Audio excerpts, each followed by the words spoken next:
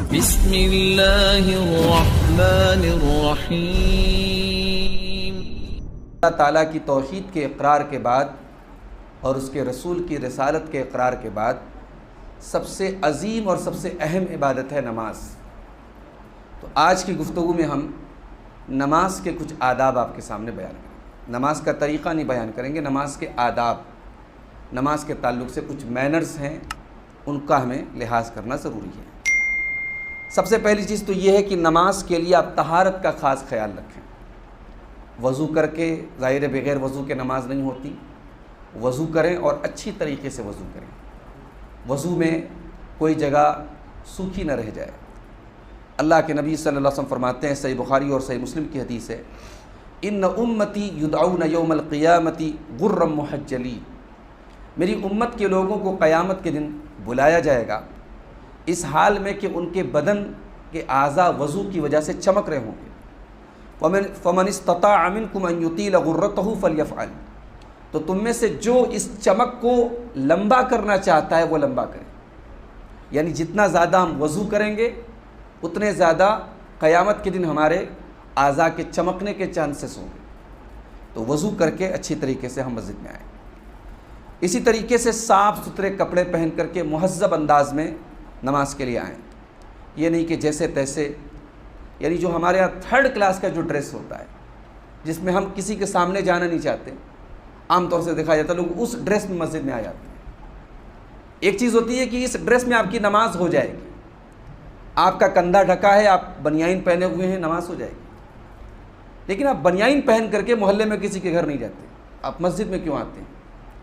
اللہ تعالیٰ نے سورہ اعراف کے اندر فرمایا، یا بنی آدم خذوا زینتکم عند کل مسجد، اے آدم کے بیٹو ہر نماز کے وقت اپنی زینت کو اپنا لو، اپنے آپ کو مزین کر لو، اپنے آپ کو سجا لو۔ تو زینت سے مراد علماء نے لکھا یہاں پہ کہ جو ایک نارمل ڈریس ہوتا ہے اس ڈریس میں، اس کپڑے میں آپ آئیں، اور یہ بات یاد رکھیں کہ کندھا آپ کا ڈھکا ہونا ضروری ہے۔ کوئی ایسا ڈریس اگر آپ نے پہنا ہے کہ آپ کا کندھا اگر کھلا ہے تو آپ کی نماز نہیں ہوگی۔ نماز کے لیے وقت کی پابندی ضروری ہے، یہ نہیں کہ جب جی چاہے نماز پڑھ لیا۔ بھئی کبھی مجبوری ہے، آپ نماز کے وقت آپ راستے میں تھے، آپ نہیں پڑھ پائے، الگ مسئلہ ہے، لیکن عموماً جنرلی کامن طور پر آپ نماز ٹائم سے پڑھیں گے۔ اللہ نے فرمایا ان الصلاۃ کانت علی المؤمنین کتابا موقوتا، بے شک نماز مومنوں کے اوپر ٹائم سے فرض ہے۔ عبداللہ بن مسعود رضی اللہ عنہ کہتے ہیں کہ میں نے اللہ کے نبی سے پوچھا صلی اللہ علیہ وسلم، ای العمل احب الی اللہ، اے اللہ کے نبی اللہ تعالیٰ کے نزدیک کون سا عمل سب سے بہترین ہے؟ اللہ کے نبی نے فرمایا الصلاۃ علی وقتہا، ٹائم پر نماز پڑھنا۔ پھر پوچھا کہ اس کے بعد کون سا عمل ہے؟ آپ نے فرمایا بر الوالدین۔ پھر پوچھا اس کے بعد کون سا عمل ہے؟ آپ نے فرمایا الجہاد فی سبیل اللہ، اللہ کی راہ میں جہاد کرنا۔ اسی طریقے سے جماعت سے نماز پڑھنا ضروری ہے۔ کسی مجبوری کی وجہ سے آپ کی جماعت چھوٹ جائے الگ مسئلہ ہے، لیکن آپ جان بوجھ کر کے جماعت نہیں چھوڑیں گے۔ نماز انڈیویژول عبادت نہیں ہے، نماز اجتماعی عبادت ہے، نماز آپ کو جماعت سے پڑھنا ہے۔ اگر آپ کے اندر طاقت ہے مسجد میں آنے کی اور آپ جماعت سے نہیں پڑھ کر کے گھر پہ پڑھتے ہیں تو گنہگار ہوں گے آپ، نماز پڑھ کر کے بھی گنہگار ہوں گے آپ۔ اللہ کے نبی صلی اللہ علیہ وسلم فرماتے ہیں، ابو داؤد اور ابن ماجہ کی روایت ہے، من سمع النداء فلم یأتہ فلا صلاۃ لہ، جو اذان کی آواز کو سنے اور نماز کے لیے مسجد میں نہ آئے، فلا صلاۃ لہ، اس کی نماز ہوتی ہی نہیں ہے، الا من عذر، ہاں اگر کوئی عذر ہے، کوئی مجبوری ہے تو الگ بات ہے۔ صحابہ نے پوچھا اللہ کے رسول عذر کیا ہے؟ آپ نے فرمایا خوف او مرض، خوف ہو، راستے میں ڈر ہو، مسجد تک جانے میں آپ کی جان اور مال کا خطرہ ہو، یا آپ بیمار ہو، بیماری ہو یا ڈر ہو، تب آپ گھر پہ نماز پڑھیں گے، ورنہ آپ مسجد میں آ کر کے جماعت سے نماز پڑھیں گے۔ نماز میں سکون ہونا ضروری ہے، یہ نہیں کہ آپ مسجد میں آئے اب جلدی جلدی آپ نماز پڑھ رہے ہیں، آپ کب رکوع میں گئے کب سجدے میں کچھ سمجھ میں نہیں آ رہا ہے۔ نماز میں تمام ارکان سکون کے ساتھ ہونے چاہیے۔ بڑی مشہور حدیث ہے، صحیح بخاری کے اندر بھی ہے، صحیح مسلم کے اندر بھی ہے، کہ ایک صحابی آئے اور وہ جلدی جلدی تھوڑا انہوں نے نماز پڑھی۔ جب انہوں نے سلام پھیر لیا، اللہ کے رسول صلی اللہ علیہ وسلم کے پاس وہ آئے، آپ کو سلام کیا، اللہ کے نبی نے سلام کا جواب دیا، اور آپ نے فرمایا ارجع فصلی فإنک لم تصلی، جاؤ پھر سے نماز پڑھو، تمہاری نماز نہیں ہوئی۔ صحابی نے دوبارہ نماز پڑھی، پھر آ کر کے سلام کیا، پھر نبی نے سیم جواب دیا، جاؤ پھر سے نماز پڑھو، تمہاری نماز نہیں ہوئی۔ 3 بار جب ایسا ہوا تو صحابی نے کہا یا رسول اللہ آپ مجھے طریقہ بتا دیں۔ تو اللہ کے نبی نے ان کو بتایا کہ تم نماز میں آؤ تو سکون کے ساتھ کھڑے ہو جاؤ اور سورہ فاتحہ پڑھو، جو قرآن تمہیں یاد ہے وہ پڑھو، ثم ارکع، پھر تم رکوع میں جاؤ، حتی تطمئن راکعا، اطمینان سے رکوع کرو، ثم ارفع، پھر رکوع سے اٹھو، حتی تعتدل قائما، یہاں تک کہ اطمینان کے ساتھ کھڑے ہو جاؤ، ثم اسجد، پھر سجدے میں جاؤ، حتی تطمئن ساجدا، اطمینان سے سجدے میں جاؤ، ثم ارفع، پھر سجدے سے اٹھ کر کے اطمینان سے بیٹھ جاؤ، وافعل ذلک فی صلاتک کلھا، اور یہ طریقہ پوری نماز میں تمہیں اپنانا ہے۔ تو یہ جو ہے، جو ہمارے ہاں بعض لوگ نماز پڑھتے ہیں جلدی جلدی، یہ منع ہے حدیث میں، اس کو کوے کی طرح ٹھونگ مارنے سے تعبیر کیا گیا ہے۔ چنانچہ ابو داؤد کی روایت ہے، اللہ کے نبی نے منع کیا ہے ان نقرۃ الغراب، کہ کوے کی طرح ٹھونگ نہ ماری جائے، وافتراش السبع، اور سجدے میں جانور کی طرح اپنے ہاتھوں کو نہ بچھایا جائے۔ سجدے میں آپ کا ہاتھ، آپ کی کیونی اٹھی ہونی چاہیے، کتے کی طرح بچھی نہیں ہونی چاہیے۔ اور وَأَن يُوتِنَ الرَّجُلُ الْمَكَانَ فِي الْمَسْجِدِ كَمَا يُوتِنُ الْبَعِيرُ، اور اللہ کے نبی نے اس سے بھی منع کیا ہے کہ انسان مسجد میں کوئی جگہ خاص کر لے، جیسے اونٹ اپنی جگہ خاص کر لیتا ہے۔ اب آپ مسجد میں سب سے لاسٹ میں آئے، لیکن آپ آ کر کے پہلی صف میں بیٹھیں گے، یہ مناسب نہیں ہے۔ آپ کو پہلی صف میں جگہ چاہیے تو آپ پہلے آئیے۔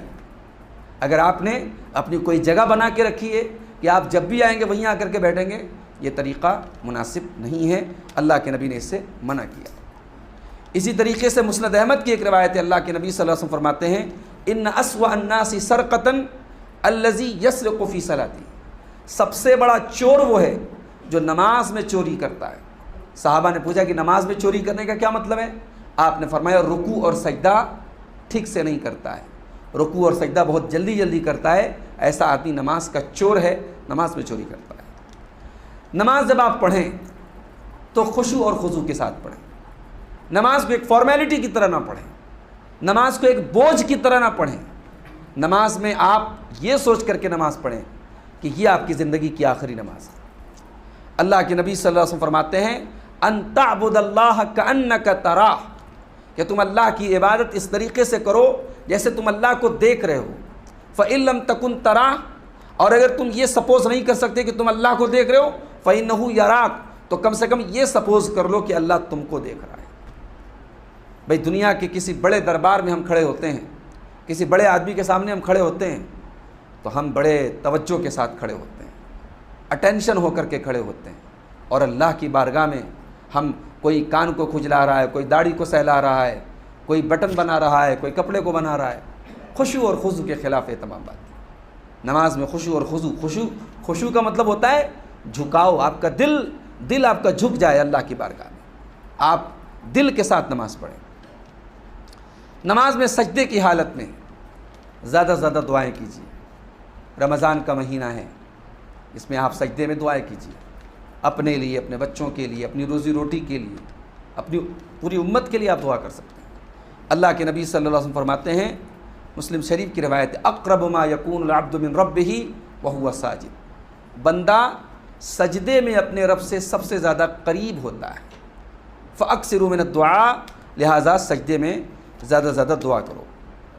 نماز میں اگر آپ غفلت برتتے ہیں، نماز پڑھتے ہیں لیکن چھوٹ گئی تو کوئی مسئلہ نہیں، غفلت ہے آپ کے اندر، لاپرواہی ہے، تو یاد رکھیں یہ منافق کی علامت ہے، یہ منافق کی علامت ہے۔ منافقوں کے بارے میں اللہ نے فرمایا وَإِذَا قَامُوا إِلَى الصَّلَاةِ قَامُوا كُسَالَىٰ، منافق لوگ جب نماز کے لیے کھڑے ہوتے ہیں تو بہت لیزی ہو کر، بہت سست ہو کر کے کھڑے ہوتے ہیں اور بہت کم اللہ کو یاد کرتے ہیں۔ تو سستی نہیں ہونا چاہیے، آپ نماز کے لیے آئیں چست ہو کر کے آئیں، الرٹ ہو کر کے آئیں، آپ کے اندر فرتیلا پن ہونا چاہیے۔ اگر آپ کے اندر لیزی پن ہے، سستی ہے، تو یہ منافقین کی علامت ہے، اس سے آپ پرہیز کریں۔ نماز آپ ادا کر رہے ہیں، نماز کے باہر آپ مسجد کے باہر نکلے، اب آپ کی جو نارمل لائف ہے، نارمل لائف پر نماز کا اثر ہونا چاہیے۔ اگر آپ کی نماز آپ کو بے حیائی سے نہیں روک رہی ہے، اگر آپ کی نماز آپ کو حرام کام سے نہیں روک رہی ہے تو بھائی صاحب آپ کو اپنی نماز پر دوبارہ نظر ڈالنے کی ضرورت ہے۔ ان الصلاۃ تنہا عن الفحشاء والمنکر، بے شک نماز انسان کو بے حیائی سے، ولگیرٹی سے اور برے کاموں سے روکتی ہے۔ اب آپ غور کر لیں، نماز کی پابندی کے باوجود اگر آپ کی زندگی میں بے حیائی ہے، آپ کی زندگی میں گندگی ہے، اس کا مطلب کہ آپ کی نماز واپس آ جا رہی ہے، آپ کی نماز ایکسیپٹ نہیں ہو رہی ہے، آپ کی نماز کا حق ادا نہیں ہو رہا ہے۔ تو نماز کے باہر بھی نماز کا حق ادا کیجیے۔ نماز میں ٹھہر ٹھہر کر کے قرآن پڑھیے، نماز میں قرآن ٹھہر ٹھہر کر کے پڑھیے۔ وَرَتِّلِ الْقُرْآنَ تَرْتِيلًا، اللہ نے قرآن میں فرمایا کہ قرآن کو ٹھہر ٹھہر کر کے پڑھو۔ تراویح کی نماز میں بھی قرآن کو ٹھہر ٹھہر کے پڑھنا چاہیے۔ ہمارے ہاں بعض لوگ جو راجدھانی کی اسپیڈ میں قرآن پڑھتے ہیں، جب وہ ایک بار شروع کرتے ہیں تو یعلمون تعلمون بس یہی سنائی دیتا ہے، وہ غلط ہے، وہ قرآن کے ساتھ مذاق ہے۔ آپ ایک پارہ تراویح میں پڑھیں لیکن آپ ٹھہر ٹھہر کر کے پڑھیں، اور نماز کی جو دعائیں ہیں ان کو بھی آپ سمجھ سمجھ کر کے پڑھنے کی کوشش کیجیے۔ نماز کی حفاظت کیجیے، نماز کی پابندی کیجیے۔ اللہ نے اپنے نیک بندوں کی پہچان بتائی، الا المصلین الذین هم علی صلاتهم دائمون، میرے نمازی بندے وہ ہیں جو ہمیشہ نماز ادا کرتے ہیں۔ نماز کے لیے جو سنتیں ہیں، کوشش کریں سنتیں آپ گھر میں پڑھ کر کے آئیں۔ فجر کی 2 رکعت سنتیں آپ گھر پڑھ کر کے آئیں، ظہر کے پہلے 4 رکعت سنتیں گھر پڑھ کر کے آئیں۔ اللہ کے رسول صلی اللہ علیہ وسلم فرماتے ہیں افضل الصلاۃ صلاۃ المرء فی بیتہ الا المکتوبہ، انسان کی سب سے بہترین نماز اس کے گھر میں ہوتی ہے سوائے فرض نماز کے۔ فرض نماز آپ کی مسجد میں ہونی چاہیے، لیکن آپ سنتیں اور نوافل گھر میں ادا کرنے کی کوشش کریں۔ اسی طریقے سے سنن رواتب جو ہیں، دن اور رات میں 12 رکعت نماز ہے۔ 2 رکعت فجر کے پہلے کی، اگر فجر کے پہلے کسی وجہ سے نہیں پڑھ پائے تو فجر کے بعد پڑھیے۔ 4 رکعت ظہر کے پہلے 2 کر کے، 2 رکعت مغرب کے بعد، 2 رکعت ظہر کے بعد اور 2 رکعت عشاء کے بعد، یہ ٹوٹل 12 رکعت ہے۔ اس کی پابندی کیجیے، انشاءاللہ ان 12 رکعت کی پابندی سے جنت میں اللہ تعالیٰ آپ کو ایک پلاٹ دے گا، ایک گھر دے گا، ایک مکان دے گا۔ دنیا کے گھروں کے پیچھے آدمی پاگل ہوتا ہے، یہ 12 رکعت نماز جنت میں ہمیں گھر انشاءاللہ عطا کرائیں گے۔ نماز کی جب جماعت ہو رہی ہے تو صفوں کا خاص طور سے خیال رکھیں۔ لوگ پیر سے پیر نہیں ملاتے، لوگ کندھے سے کندھا نہیں ملاتے، لوگ سمجھتے ہیں اس میں کوئی حرج کی بات نہیں، حرج ہے۔ یہ نماز کی شرائط میں سے ہے کہ آپ کی صفیں ملی ہونی چاہیے۔ چنانچہ صحیح مسلم کی روایت ہے، اللہ کے رسول صلی اللہ علیہ وسلم صحابہ کے کندھے پکڑتے تھے نماز کی حالت میں، نماز کے پہلے کندھے پکڑتے تھے اور کہتے تھے استووا، سیدھے رہو، ولا تختلفوا، اور آگے پیچھے مت رہو۔ آگے پیچھے رہو گے فتختلف قلوبکم، تو تمہارے دلوں میں بھی اختلاف پڑ جائے گا۔ اور اسی طریقے سے بخاری اور مسلم کی روایت ہے، حضرت انس کہتے ہیں کہ اللہ کے نبی صلی اللہ علیہ وسلم فرمایا اقیموا صفوفکم، اپنی صفوں کو درست کر لو، فانی اراکم من وراء ظہری، میں اپنے پیچھے بھی دیکھ رہا ہوں، وکان احدنا یلزق منکبہ بمنکب صاحبہ، اور حضرت انس کہتے ہیں کہ ہم لوگ جب نماز میں کھڑے ہوتے تھے تو ایک دوسرے سے اپنا کندھا سٹا لیتے تھے اور اپنا قدم سٹا لیتے تھے، قدم سے قدم اور کندھے سے کندھا ملا لیتے تھے۔ ہمارے ہاں یہ بھی بڑا غلط طریقہ ہے کہ چھوٹی والی انگلی کو لوگ ملاتے ہیں۔ چھوٹی والی انگلی ملانے سے کبھی آپ کا کندھا کندھے سے کندھا نہیں ملے گا۔ اصل چیز ہے کہ آپ کی ایڑی ایڑی سے ملنی چاہیے، آپ کا قدم قدم سے ملنا چاہیے۔ آپ کا جب پیر پیر سے ملے گا تو آٹومیٹک کندھا کندھے سے ملے گا۔ اور یہ چونکہ یہ دلائل عام ہیں، لہٰذا عورتوں کی صف میں بھی یہ چیز فالو کی جائے گی، عورتوں کی صف میں بھی قدم سے قدم ملا کر کے کھڑے ہوں گے۔ نماز کے لیے جلدی آئیے، نماز کے لیے لیٹ مت کیجیے، کوشش کیجیے پہلی صف میں شامل ہوئیے۔ اللہ کے رسول صلی اللہ علیہ وسلم فرماتے ہیں لا یزال احدکم فی صلاۃ ما دام انتظر الصلاۃ، مسجد میں بیٹھ کر کے نماز کا انتظار کرنا بھی ثواب کا کام ہے۔ جتنی دیر آپ نماز کا انتظار کر رہے ہیں اتنی دیر آپ کو نماز کا ثواب مل رہا ہے۔ مسجد میں آپ بیٹھ کر کے نماز کا انتظار کر رہے ہیں، آپ کو نماز کا ثواب مل رہا ہے۔ جب نماز کے لیے آپ مسجد میں آئیں تو سکون کے ساتھ آئیں، وقار کے ساتھ، بھاگم بھاگ بالکل جو ہے ہڑبڑاہٹ میں نہ آئیں، بلکہ آپ سکون کے ساتھ آئیں۔